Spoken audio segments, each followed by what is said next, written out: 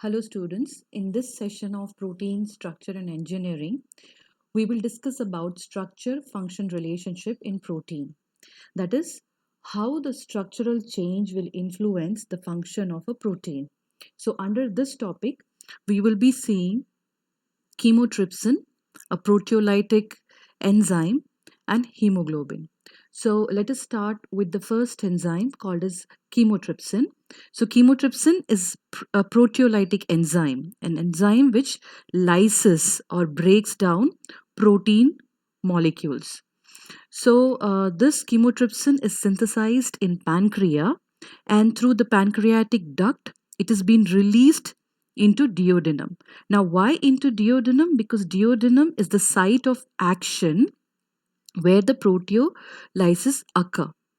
So, what is the function of this proteolytic enzyme?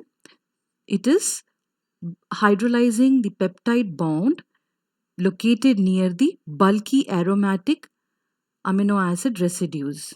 So, the examples of aromatic amino acid residues are phenylalanine, tyrosine, tryptophan, which are having this benzene or cyclic ring. They are aromatic amino acid residues.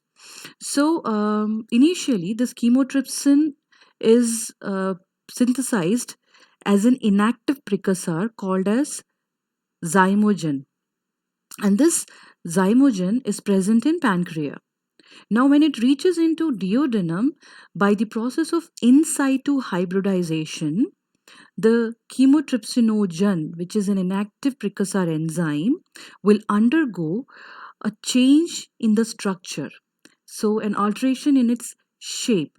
Now, what happens is this chymotrypsinogen will now get converted into an active enzyme called as chymotrypsin. I hope you understood what happens in the process of activation of this enzyme. Chymotrypsinogen, which is an inactive precursor, is getting activated in duodenum through the process of in situ activation, where the enzyme chymotrypsinogen will get converted into chymotrypsin. Now, this chymotrypsin is highly active enzyme ready for proteolysis. Now, if you see the structure of chymotrypsin, it's a linear chain made up of 245 amino acids distributed as A chain, B chain, and C chain. And it is mostly in the globular form, a compact globular form. And in this 3D structure, there are three important amino acid residues which to be kept in mind. One is histidine at position 57, aspartate at position 102, and then you have serine, which is located at position 195. So these three amino acids are important and their positions are also equally important. Okay, so what happens when there is a clustering or there is a compact structure formation of the chymotrypsin? These three amino acid will come together as clustering and they perform charge relay system. Now, what is charge relay system? In charge relay system, the negatively charged aspartate at position 102 partially takes the hydrogen from histidine 57. Hence, there will be hydrogen bond formation between aspartate 102 and histidine 57.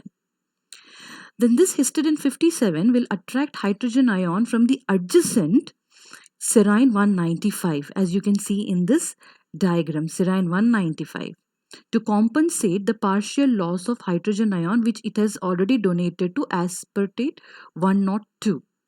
Therefore, negatively charged aspartate 102 will have a partial negative charge or indirect negative charge on serine 195 through histidine 57.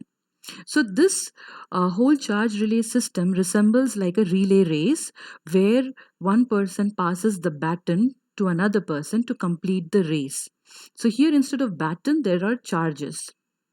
So I repeat, here the negatively charged aspartate 102 will borrow hydrogen from histidine and forms a hydrogen bond between histidine and aspartate 102.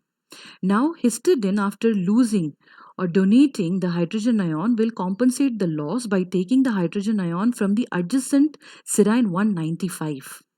Okay, so hence this is called as charge relay system.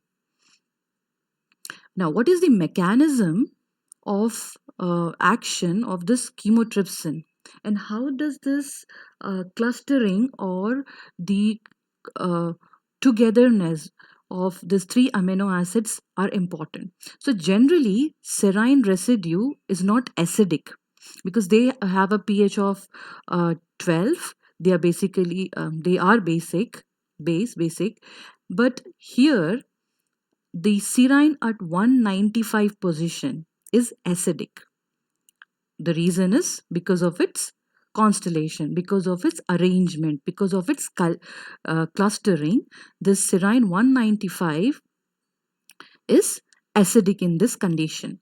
Now, in this acidic serine residue, the negatively charged oxygen anion is able to make a nucleophilic attack on the carbonyl carbon of peptide. As you can see in this diagram, this is serine 195, okay, which will have this oxygen anion having an attack on this carbonyl carbon of the substrate, which is a protein. So this is a protein, and this serine 195 oxygen is going to have a nucleophilic attack on the carbonyl carbon of peptide or the substrate protein, losing its bond. Now, if you remember, when amino acid combines to form a protein by a polypeptide chain, one molecule of water is being removed. Now here, when the water molecules are added, it will loosen the bond between the protein. Okay, so the specific site for chymotrypsin. Now, this chymotrypsin is an enzyme. The substrate will always bind to the enzyme at a specific site called as active site. Now, this whole process creates a pocket in chymotrypsin by making an active site. Now, what happens after the active site is created? This bulky aromatic hydrophobic amino acid will come and bind to the enzyme. So now this bulky aromatic amino acid is a substrate, a protein is a substrate which come and binds to the active site of chymotrypsin, which is created due to this nucleophilic attack of carbonyl carbon.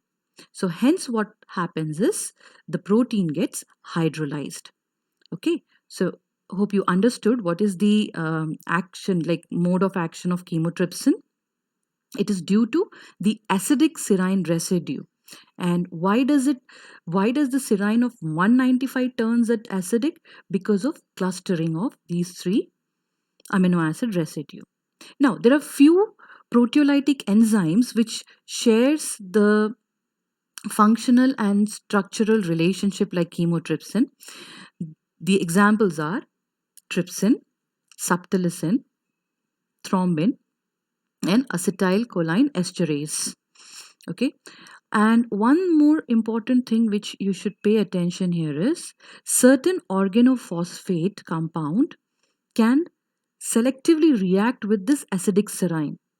Okay, so acidic serine, the organophosphate can react with that.